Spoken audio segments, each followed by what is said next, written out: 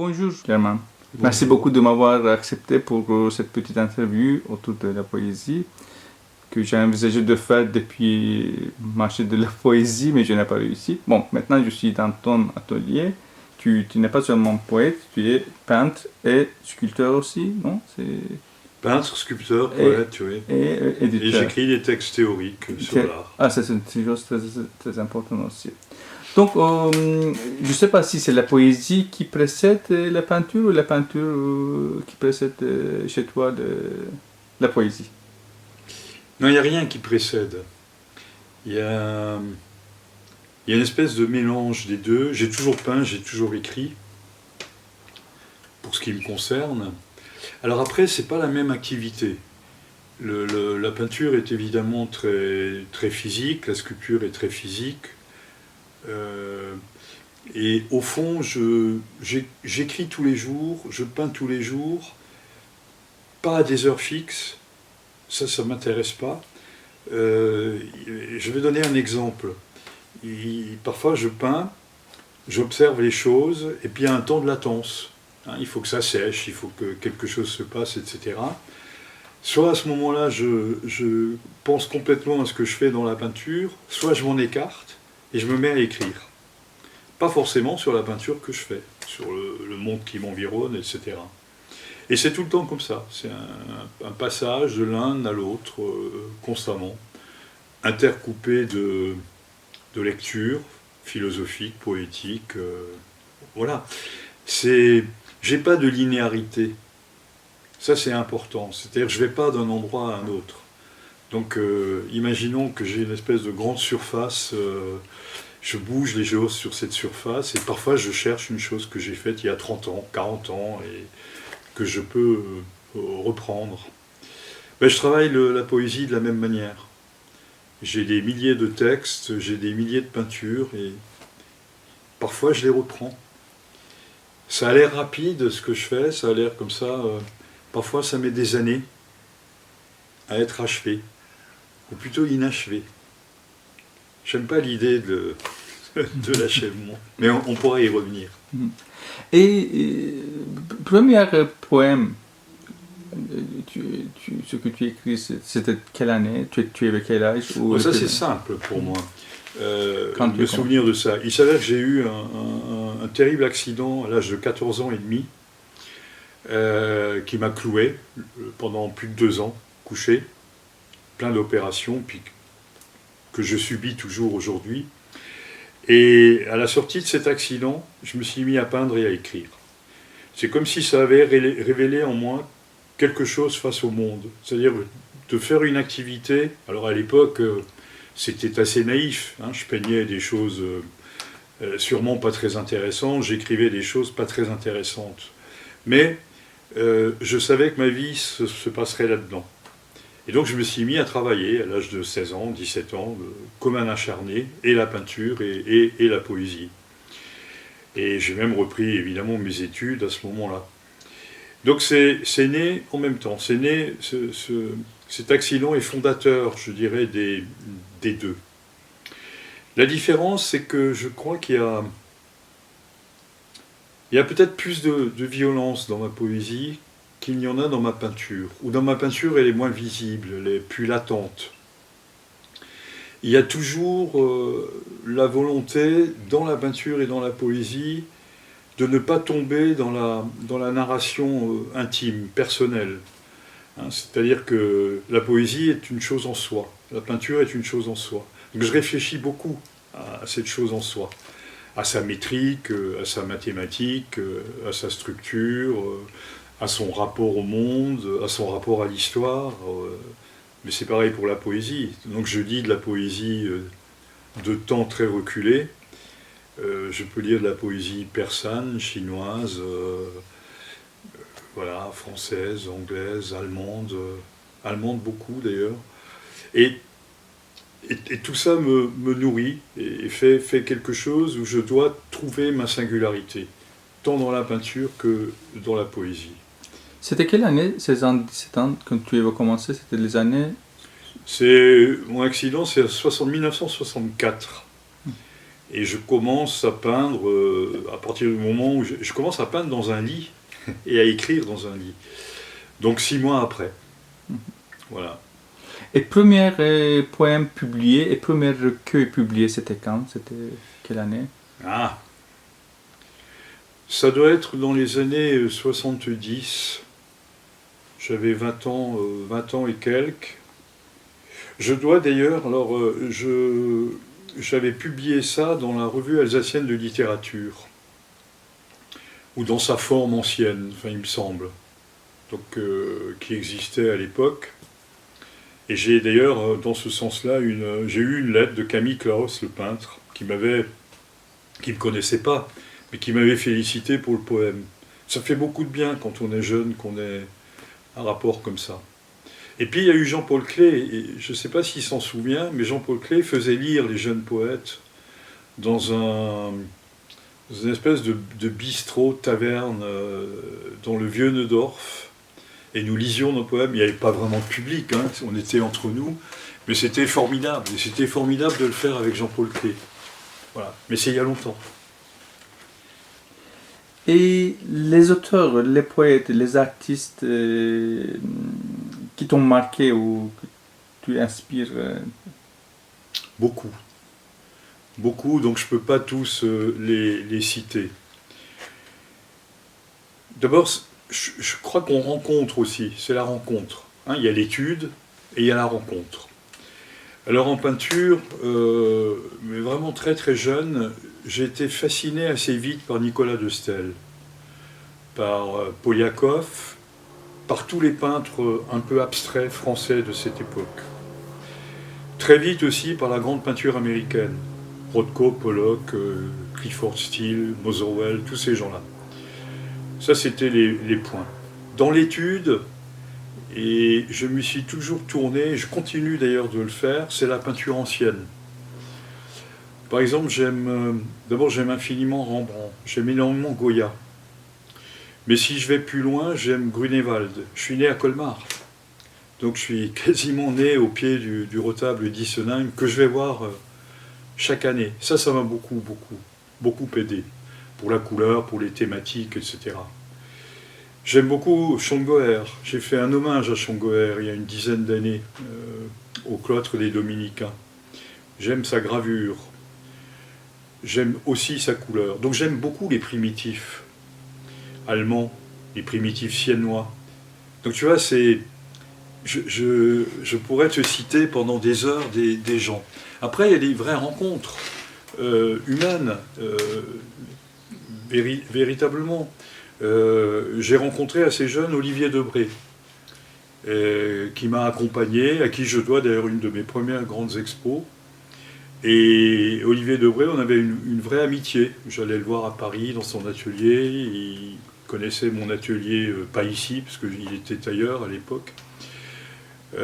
Voilà, ça c'est des belles rencontres. Ensuite, beaucoup d'artistes de ma génération, beaucoup de combats, parce que ça a été aussi des accords et des désaccords. On s'est formé aussi dans les années 70-80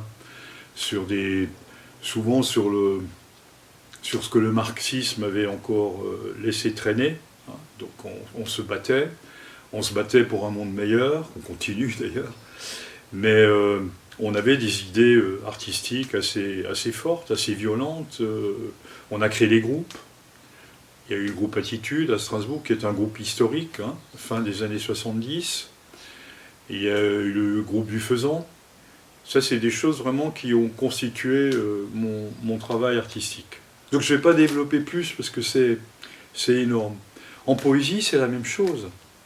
C'est-à-dire qu'il y a la lecture, évidemment, de nos ancêtres, de Mallarmé, mais avant de Rimbaud, de Verlaine, que j'aime infiniment, Villon, Rudebeuf, enfin les gens plus anciens.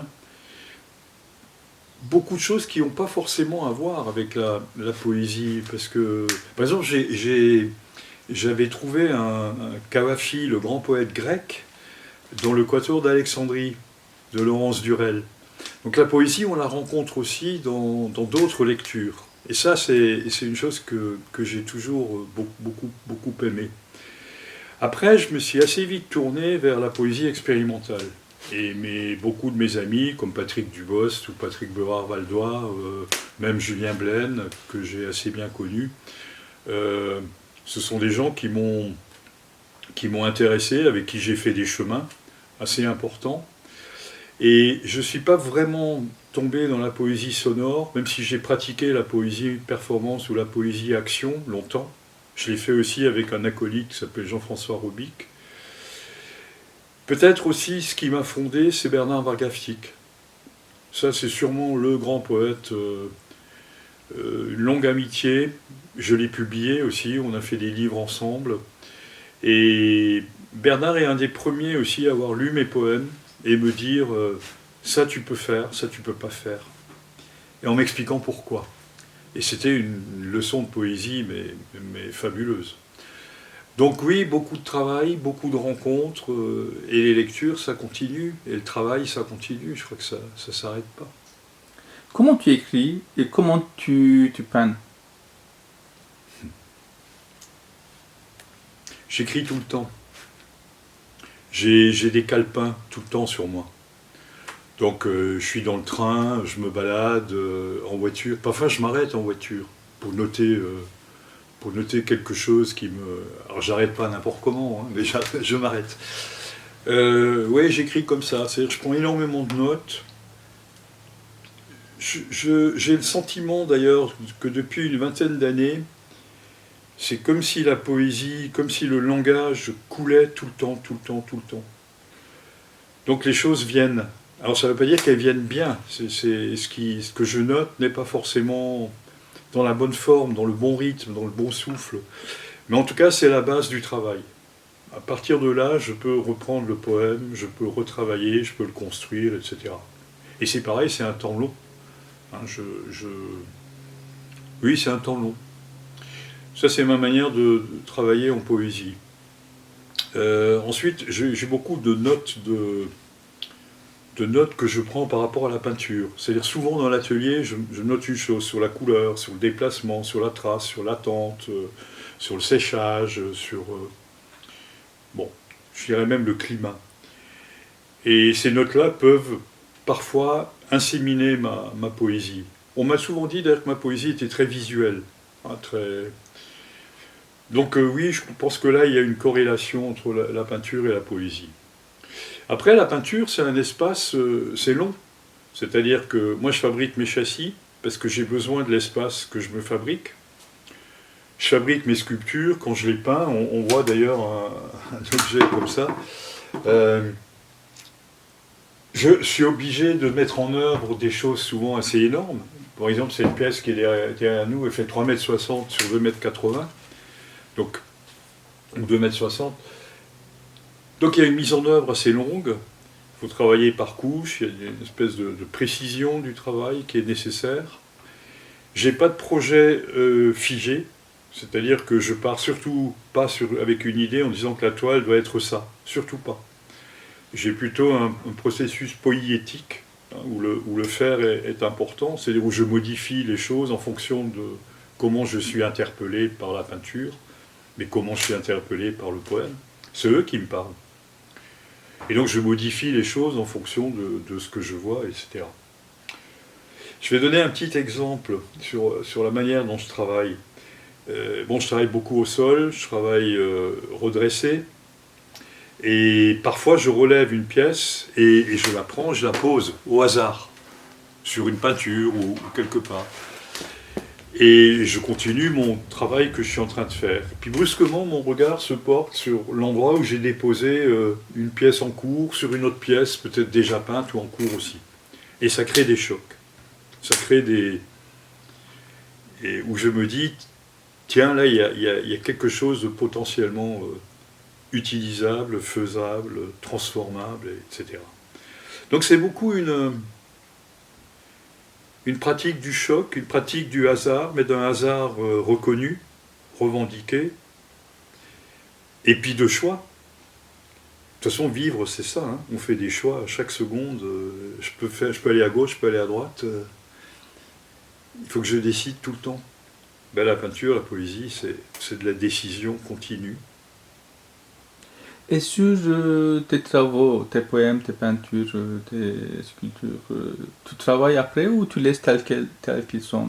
C'est-à-dire quand je quitte l'atelier, après je parlerai du poème, quand je quitte l'atelier, tout dans ma tête est scanné. C'est un vilain mot maintenant, technologique. Mais j'ai toujours eu ça. C'est-à-dire que je sais exactement, quand je quitte l'atelier, quelle est la disposition des pièces, quel est l'état de séchage, quelles sont les couleurs, etc. Et je pars toujours, mais vraiment toujours, et ça fait 40, 50 ans que c'est comme ça, avec un sentiment de quelque chose qui ne fonctionne pas. Et donc je sais qu'il faut que je retourne à l'atelier et pour modifier ce qui ne fonctionne pas, pour transformer ce qui ne fonctionne pas. Et je crois que tout ce temps, entre le moment où je quitte l'atelier et où je reviens, je médite, je pense à ce qui ne va pas. Ou à ce qui va. Il y a des choses qui vont quand même.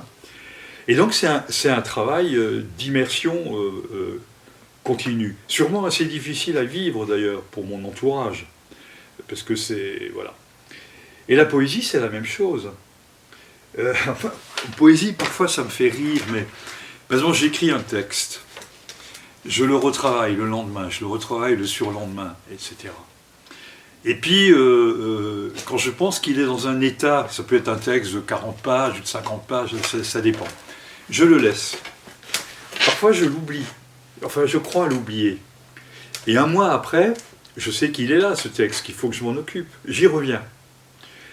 Et s'il fait, par exemple, 40 pages, quand j'arrive à la page 10, je lis, et je me dis, ah, il manque ça.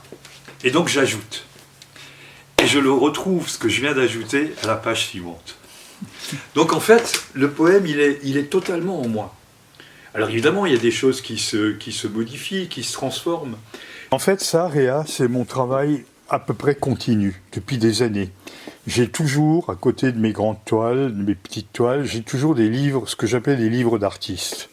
Là, par exemple, j'ai pris un agenda de 1968 qui appartenait à mon père, où il y a des notes sur son travail, et donc, si tu veux, j'ai commencé ça il y a à peu près 3 ans, à partir d'une exposition qu'avait fait la galerie Nicole Buc autour de l'arbre. Et donc, je voulais faire une espèce de livre d'artiste, et donc je peins tous les jours, 1, 2, 3, 4 choses, et j'écris en même temps.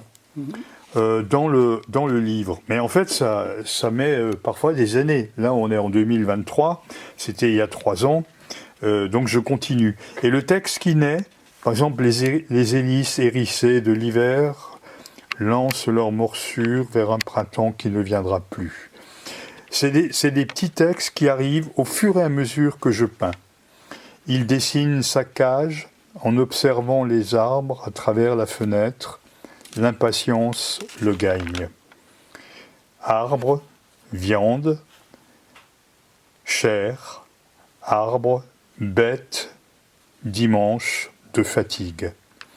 Et tu vois, il y a quelque chose qui a à voir avec l'hiver, qui a à voir avec les arbres, qui a à voir avec la disparition des arbres, qui a à voir avec la mémoire, parce que c'est un cahier de mon père.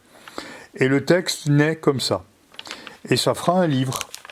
D'abord, ça fait un livre d'artiste, mais tous les textes que j'écris, au fur et à mesure, Temps de chien, le chien s'ébroue, n'y pense pas. Tout ça, ça va faire un... Les dessins sont à toi aussi, n'est-ce pas? Non, c'est ton père. Tous les dessins sont à moi. Oui. Oui, je dessine. Tout d'abord, tu dessines. Tu vois, ce qu'on voit, c'est l'écriture de mon père, qui notait des choses qu'il devait faire dans la journée. Il travaillait en fait dans la boucherie, donc il était obligé de noter des mots, des carcasses, des choses comme ça. Et au fur et à mesure, je peins. Et je peins maintenant depuis des mois. Parfois, je fais 2 pages par jour, parfois, j'en fais qu'une. Ça dépend de mon état d'esprit. Et puis, ça évolue. Et alors, il y a un moment assez dramatique, et je vais te le montrer, parce que mon père est mort le 11 novembre.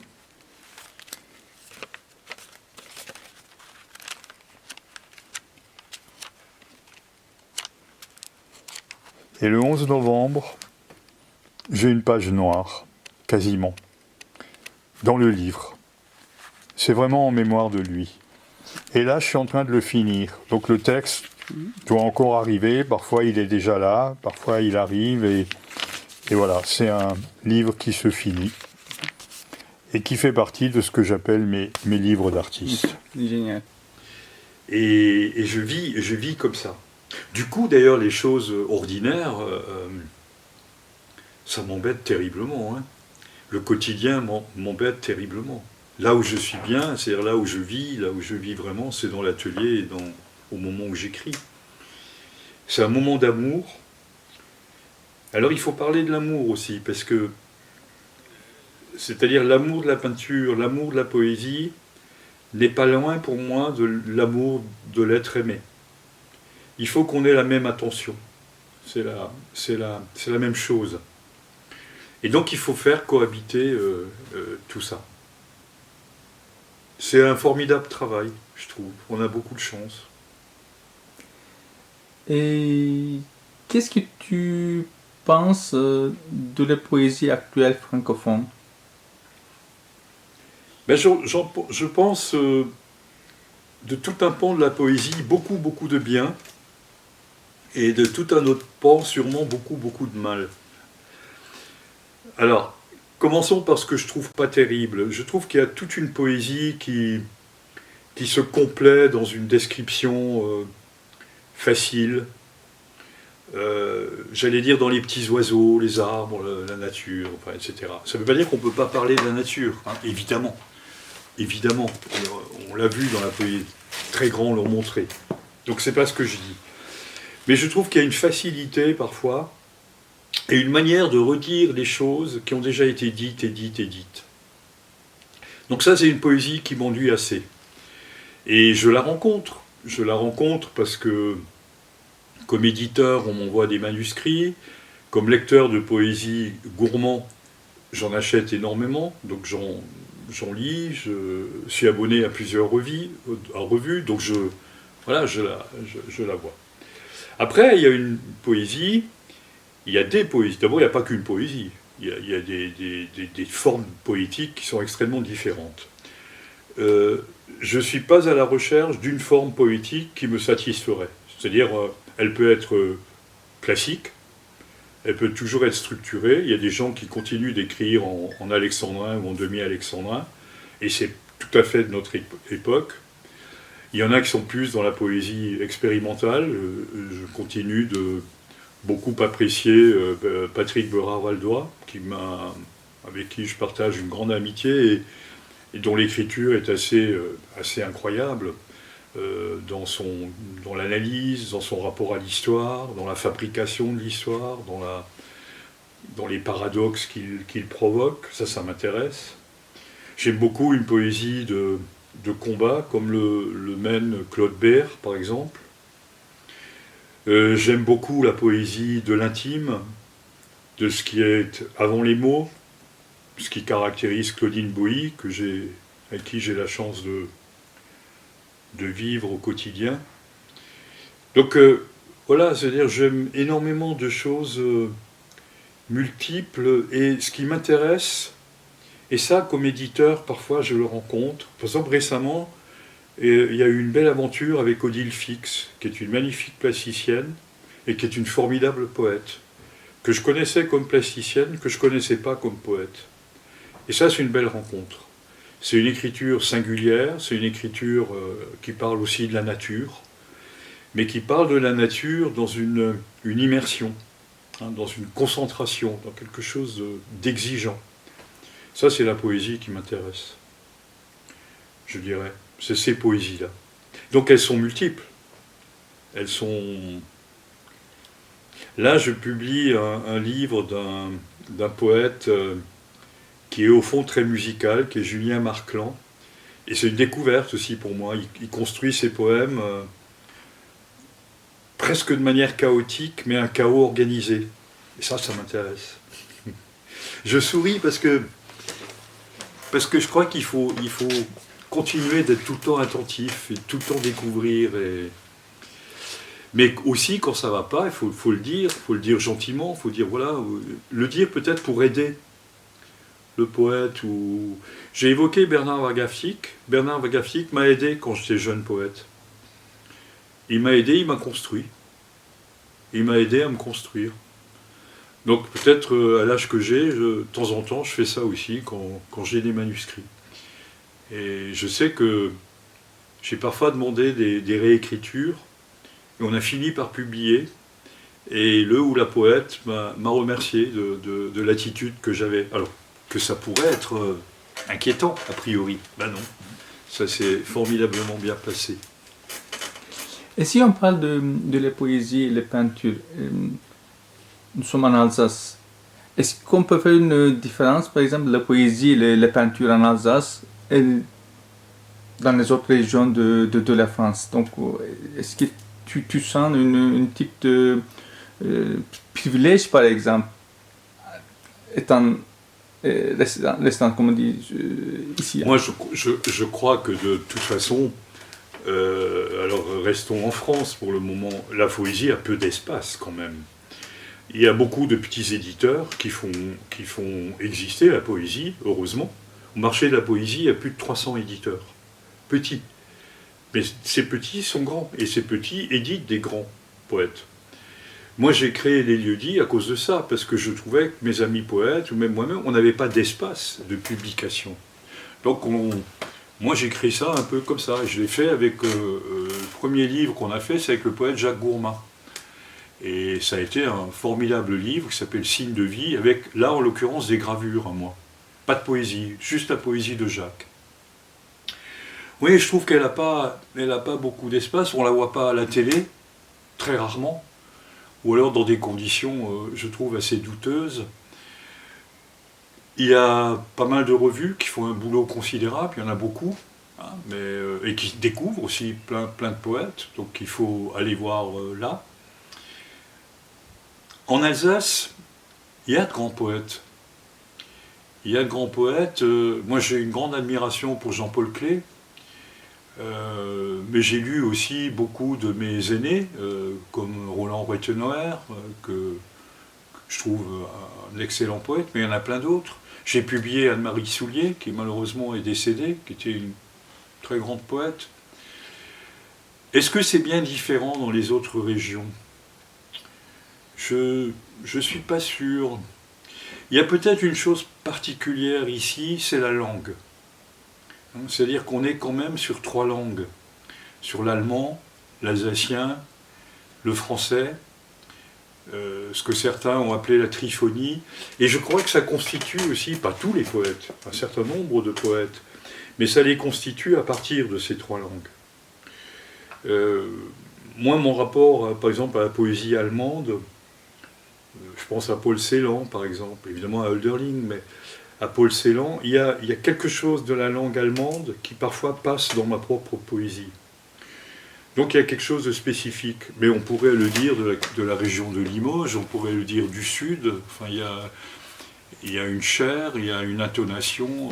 Mes amis poètes comme Raphaël Monticelli, c'est Nice, Alain Frex, c'est Nice, il y a une ambiance qui est aussi dans leur langue, qui est magnifique. La question, c'était aussi sur les plus jeunes poètes. Il y a des formidables poètes. Il y a Estelle Fenzi, aujourd'hui, qui m'intéresse beaucoup. Ça, c'est une poète qui vit à Arles. Il y a Patricia Cautron d'Aubigné, qui est une magnifique poète, qui continue d'interroger la souffrance quotidienne, la souffrance des ouvriers, etc. Voilà. Donc, on a une diversité poétique considérable, mais on ne le sait pas. Pour la peinture, je dirais la même chose. On dit toujours, par exemple, pour la visibilité des artistes, il faut qu'on s'approche vers le centre, vers Paris. Est-ce que c'est vrai ou non? C'est pour la reconnaissance, je ne sais pas, aussi c'est... Non, je crois que c'est pas vrai. Je crois que c'est pas vrai. Il y a tellement d'artistes à Paris que la plupart sont inconnus. Et il y a tellement d'artistes en province que la plupart sont inconnus. Parmi ces artistes, il y en a qui s'accrochent depuis 20, 30, 40 ans, qui font une œuvre admirable. Et on le sait, certains collectionneurs le savent, certains gens de musées le savent. Mais c'est pareil, on ne voit pas cette diversité. Moi, je crois que l'hypercapitalisme dans lequel nous vivons, il casse tout ça, il bousille tout ça. Il le fait aussi pour la poésie. Je veux dire que si on attend d'un artiste qui soit rentable, que ce soit cher et que ça rapporte des bénéfices, l'art n'est pas là. C'est pas à cet endroit-là que ça se passe. L'art, il est dans la continuité d'un travail, dans son exigence, dans son approfondissement, dans son épaisseur, etc. Moi, c'est le choix que j'ai fait. Et les gens avec qui je partage l'art et la peinture, globalement, c'est le choix qu'ils ont fait.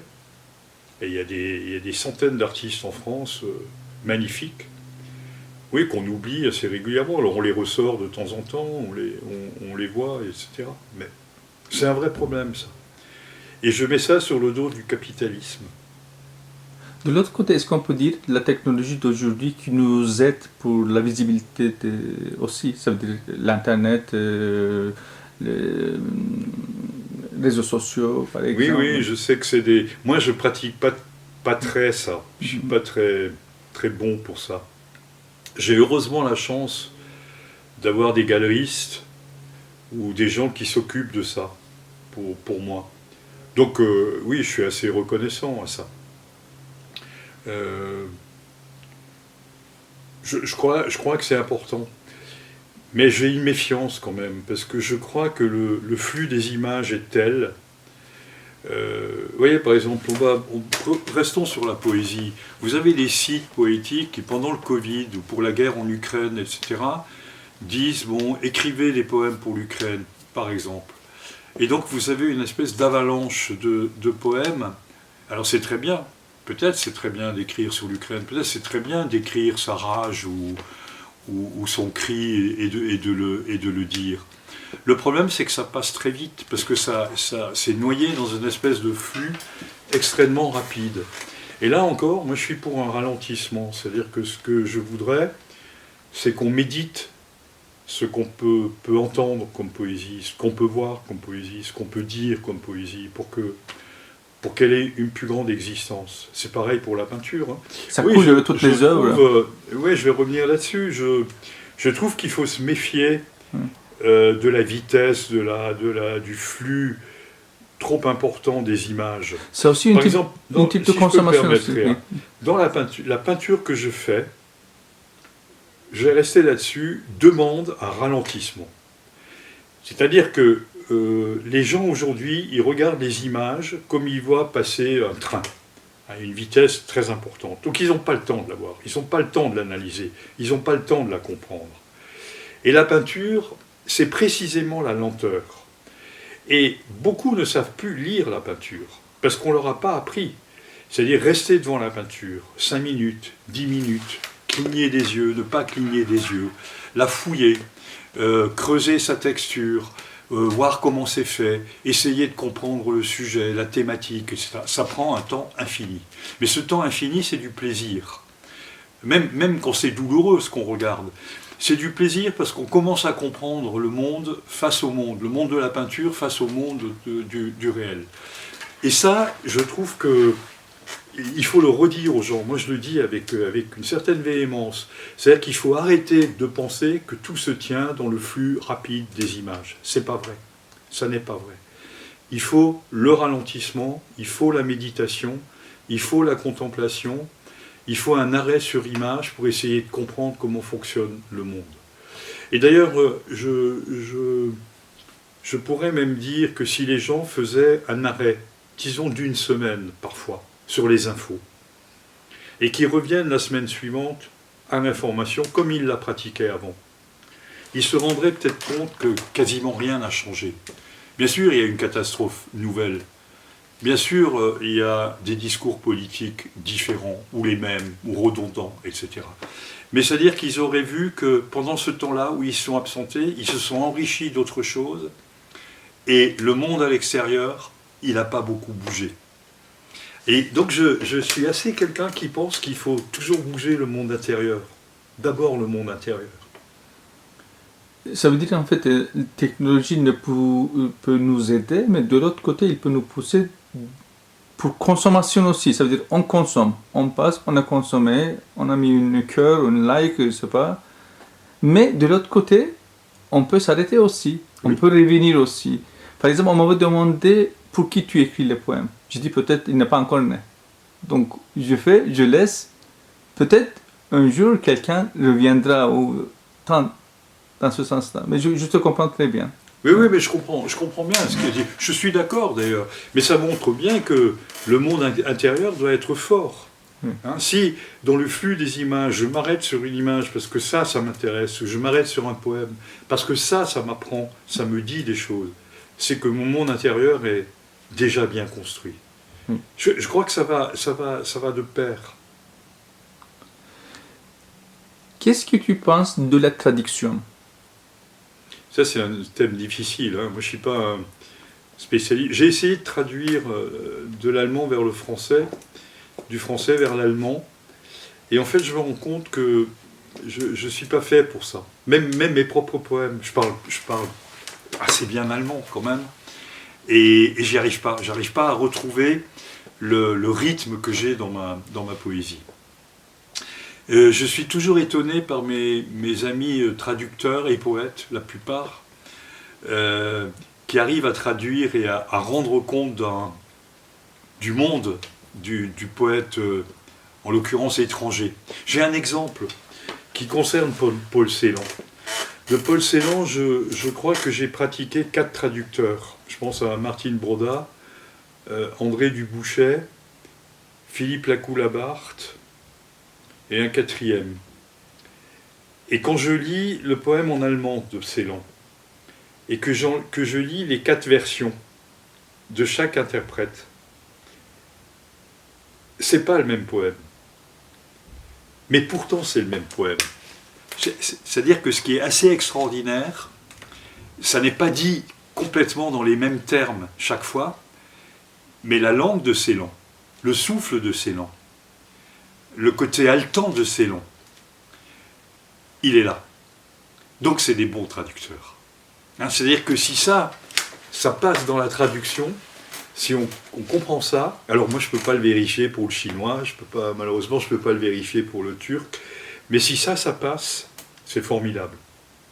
Et il faut le faire. Une fois, c'était je crois qu'en 97 ou 98, j'avais mis un poème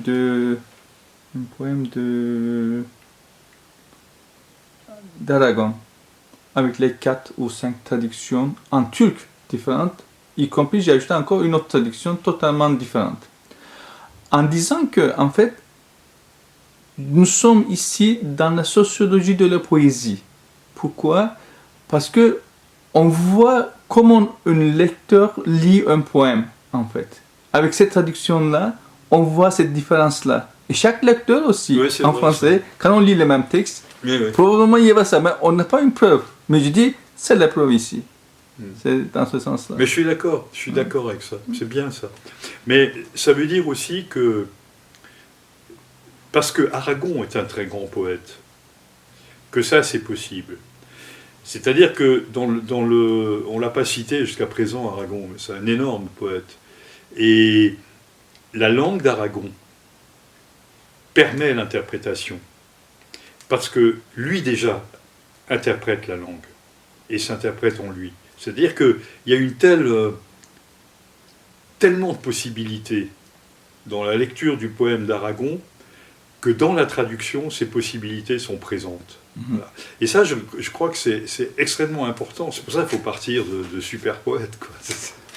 Oui, mais j'ai vu ça dans les plusieurs traductions de plusieurs différents poètes aussi. C'est vraiment quelque chose que j'ai confirmé. C'est pas seulement que le poète est très grand ou non. C'est pas le problème n'est pas là, mais c'est vrai que ça aussi c'est un motif pour la traduction. Pourquoi 4 poètes vont traduire quoi. Mais ça montrait quoi. C'était très intéressant. D'ailleurs, comme on dit la traduction, par exemple. Comme Octavio Paz disait, la traduction déjà, comme on dit, d'expression même, c'est la traduction. Quand tu essaies de faire tes peintures, c'est une traduction de ton intérieur.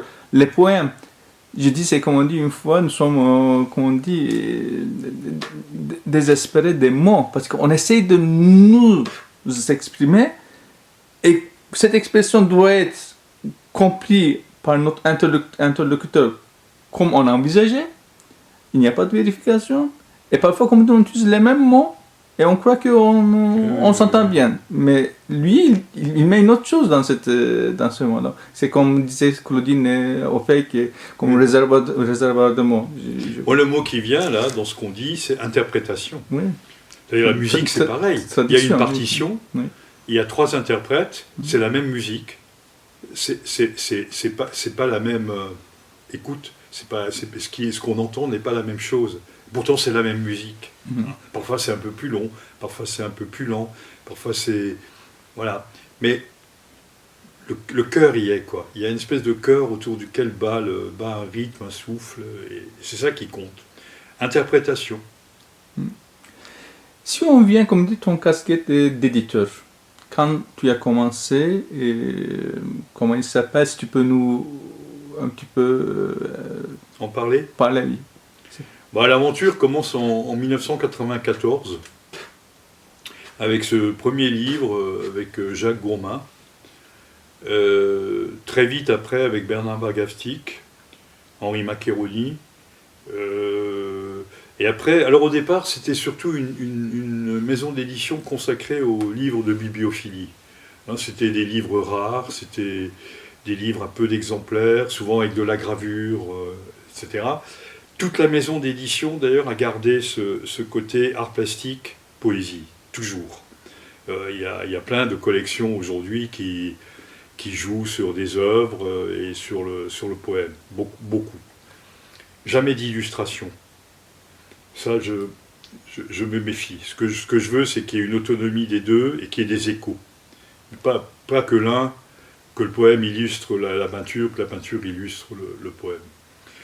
Donc c'est né comme ça. Et puis au bout de quelques années, je dirais 4-5 ans, évidemment le livre bibliophilique, peu de lecteurs, cher, mise en œuvre difficile. J'ai décidé, alors je continue de temps en temps des livres bibliophiliques, j'en fais pas mal personnellement, mais j'ai décidé de mettre l'édition à disposition d'un plus grand nombre de lecteurs. Voilà. Et donc j'ai commencé à faire des livres, j'allais presque dire normaux, quoi, qui se publient à 100, 200, 300, 400 exemplaires. Et là, c'est une aventure... jusqu'à aujourd'hui, qui est devenue assez folle, parce qu'on a 350 livres au catalogue, plusieurs collections, et dont certaines commencent à être assez réputées aujourd'hui, comme les Cahiers du Loup Bleu, comme Jour-Nuit, comme les Parallèles croisés, comme Deux Rives, que dirige Claudine. Voilà, enfin... L'édition, alors évidemment comme éditeur, moi je me suis laissé entraîner dans cette histoire. Je veux dire, j'étais pas programmé pour être éditeur. Mais c'est une aventure assez passionnante et c'est une aventure de découverte, c'est une aventure d'échange, c'est une aventure de fidélité, parce que de temps en temps on republie les mêmes auteurs. C'est une aventure difficile, parce que financièrement, il faut que... Au fond, moi, je peux faire cette aventure parce que je la fais sur mon compte d'artiste, plasticien. Donc, au fond, tout ce que je peux gagner en peinture, je l'investis en poésie. Voilà ce que je pourrais dire de ça. Mais je trouve que nous avons réussi, je dis maintenant nous, parce que j'ai plusieurs poètes qui se sont associés à moi pour diriger des collections, comme Arnoldo Feuillère, comme Claudine Boilly, comme Jacques Gourmain. Et ça, c'est assez formidable. Donc on avance. Ça, c'est une collection à laquelle je tiens beaucoup, qui allie peinture et poésie. Et cette collection, elle est gérée par Alain Zaidi. Ça s'appelle Bande d'artistes. D'ailleurs, tu y participes. Hein. Ta boîte n'est pas encore achevée, mais... c'est en cours, voilà. Et alors, ça, par exemple, c'est une bande de l'artiste que j'aime beaucoup, qui s'appelle Joël Frémiot. C'est un artiste de ma génération. Il y a 8 exemplaires qui sont uniques, qui sont réalisés. Et une fois que j'ai ces 8 exemplaires avec Allais, puisqu'on fait ça ensemble, je demande à un poète, et là c'était Hélène Sanguinetti, qui vit à Arles, d'écrire un poème pour chaque bande.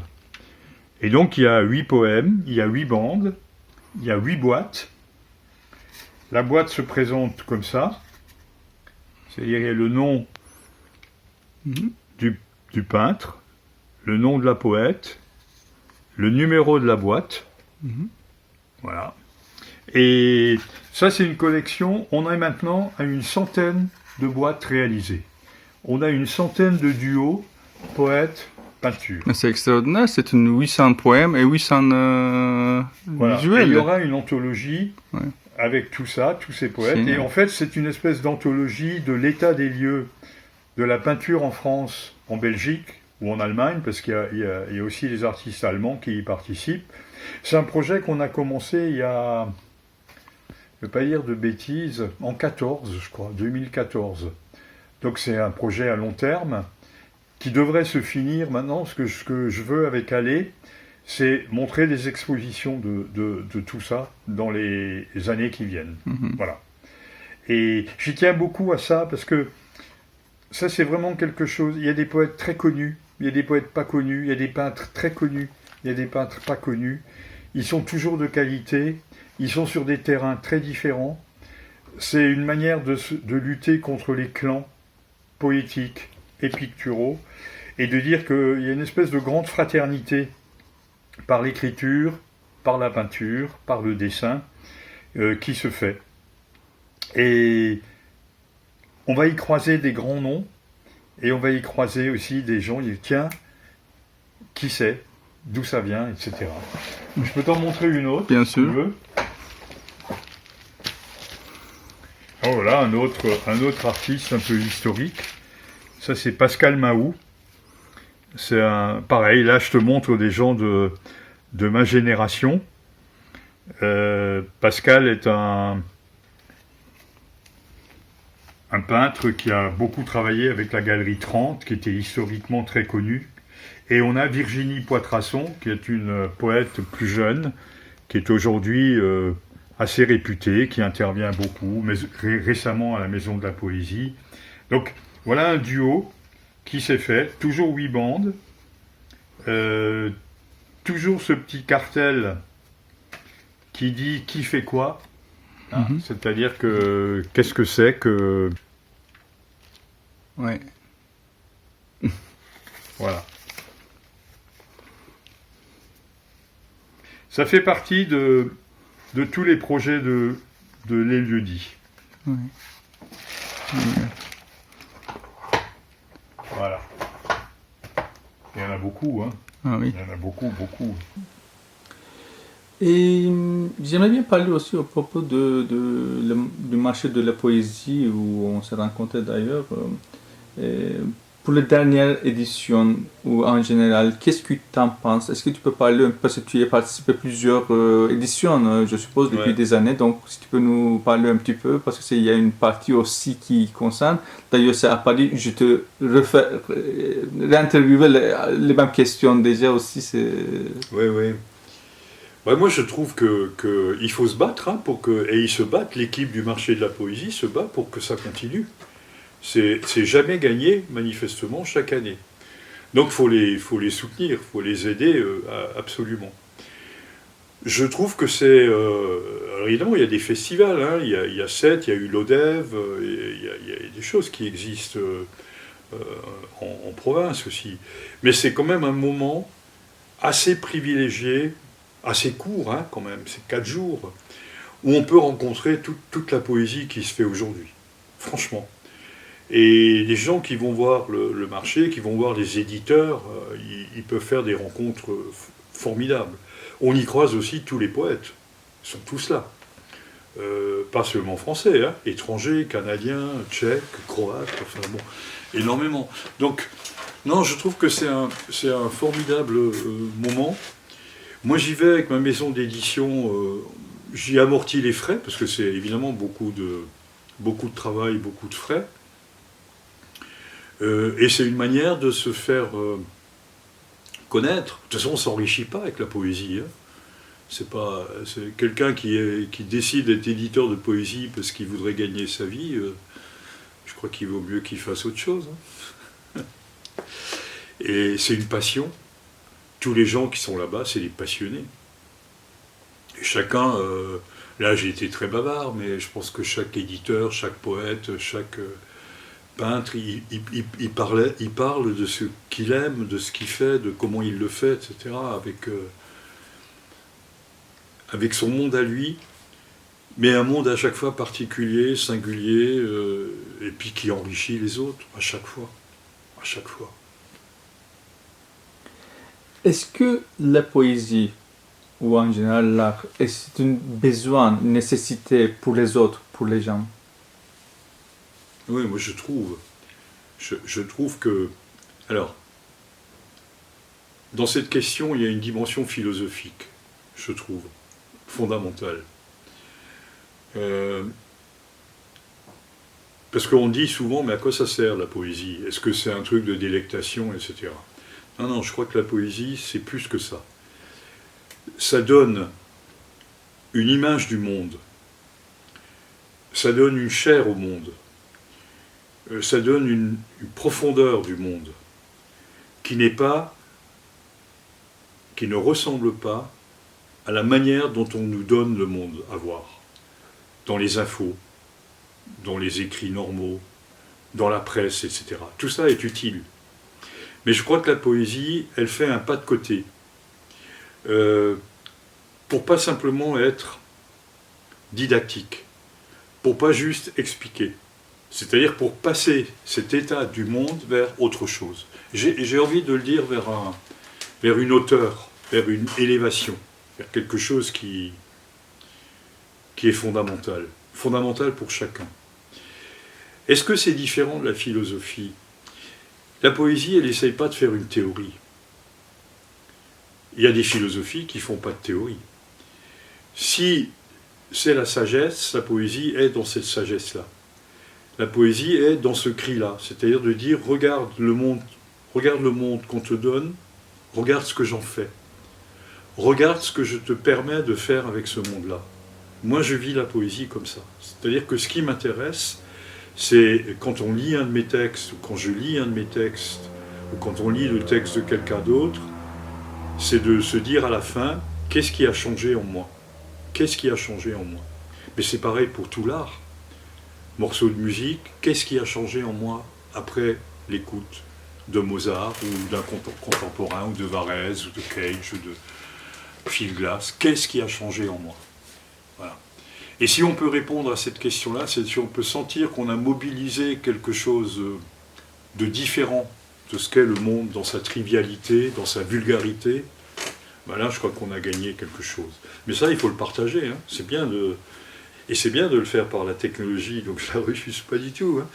Il faut vraiment dire aux gens, mais allez-y, c'est pas si compliqué que ça. Moi, il m'arrive de regarder des tableaux, c'est ma vie quand même. Et je ne comprends pas tout de suite. Je vois des choses, je ne les comprends pas. Je les comprends 1 an après, 10 ans après.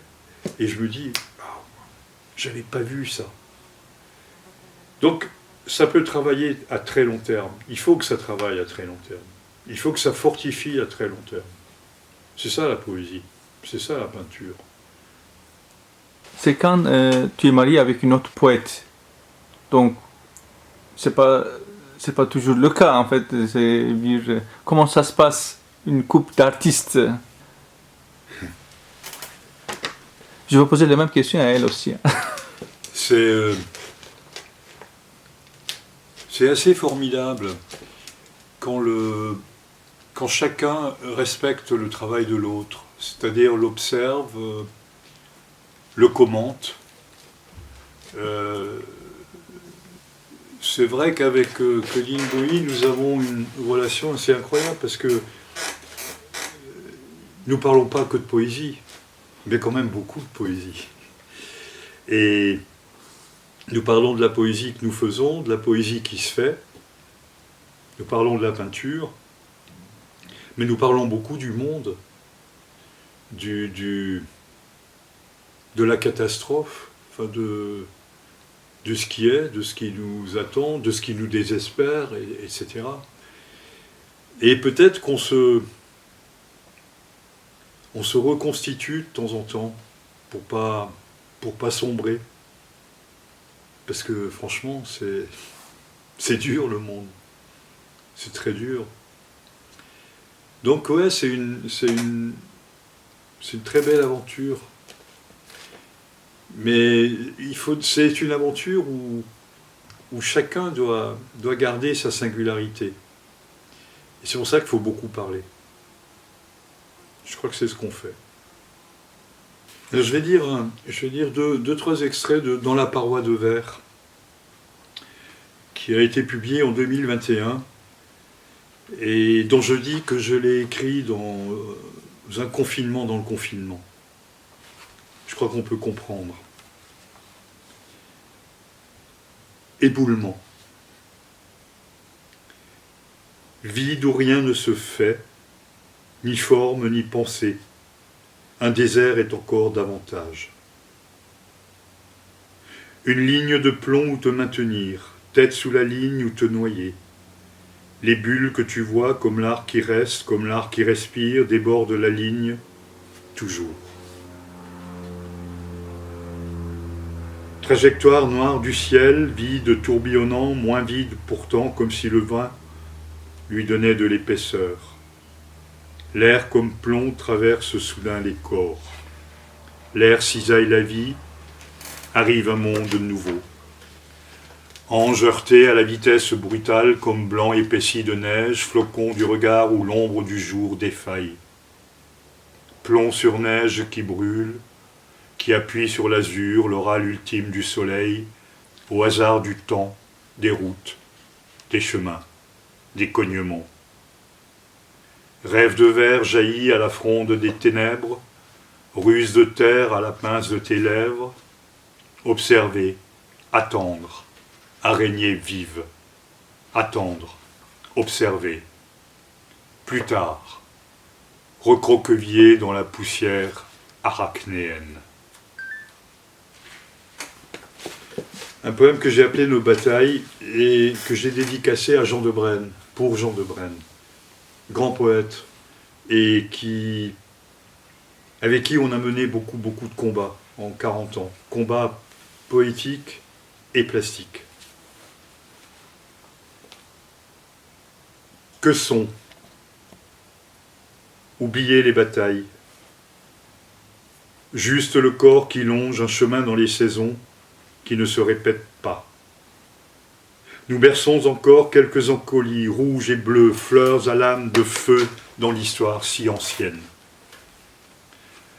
Au temps de la démesure baffreuse, affreuse d'une pensée liquéfiée se tenir debout, encore, même sur une jambe. Assembler quelques mots, quelques couleurs, quelques espaces, quelques paroles, quelques vérités qui ne tiennent qu'à nous. Nous n'assénons rien. Nous évoquons quelques printemps en retard, quelques arrêts bénéfiques, quelques promenades surnaturelles. Ce qui fut vécu demeure, à l'horizon infini, invisible, mais côtoyé par les plongeurs d'un miracle renouvelé. C'est une eau précieuse qui coule dans les vieux eaux, dans la monture brinque-ballante. Les héros sont morts. Les poètes mordent à pleines dents, le cœur des étoiles. La boue des auges glaciaires et les visages balafrés par la vie ridée. Cela se fait, malgré nous, malgré tout ce qu'on nous fait, malgré tout ce qu'on ne nous fait pas, malgré tout ce qui manque, malgré l'ombre sur nos paupières, malgré tout, cela se fait. Et peut-être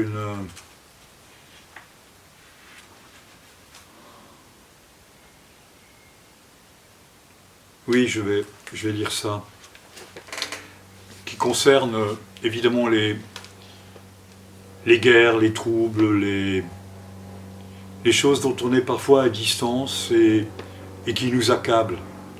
Et pour lesquels on se croit parfois impuissant. Et peut-être que le poème peut nous rendre moins impuissants par rapport à ça. Ça s'appelle l'air manque. Je pense plus grave encore, Syrie et Exode. Enfant sous les bombes d'un virus sur le virus, je pense plus grave encore. Le boiteux couché dans les lambeaux de la rue, pas d'eau, pas la sébile, pas le sourire d'un passant. Je pense plus grave encore, le regard vide qui attend l'appel, un regard, comment ça va ? Bienveillant, bien portant, je pense plus grave encore, vacille les vérités, s'amorce des vérités magiques et inquiétantes, s'amorce une mèche humide qui se grignote de l'intérieur, qui s'enroule infiniment, qui n'en finit pas de s'enrouler, comme un trou noir, qui absorbe, qui s'emplit du plein, de ce plein si grave, plus grave encore, je pense. Au soir, l'électrique du corps s'allonge sur un sol noir, où gravitent des ombres grouillantes, le cou est douloureux, les bras sont lourds, les jambes se creusent comme de vieux sarments, la terre est une braise, la braise est une fièvre, la fièvre est une créature rampante. Ça bégaye, l'air manque aux mots, serrés les mots cadenassés, un rythme entre dans les pores, et une peau gratte aux confins du sommeil, et un ongle se casse dans un geste trop vif, et le pied trébuche encore, et le corps roule sous la couleur, sous la douleur. Correspondance, cela comme une révolte sourde qui nous assemble, au-delà de nos petites complaintes. Le gris du ciel fait au ciel une couleur plus vraie, le ciel sa vérité dispersée dans le gris.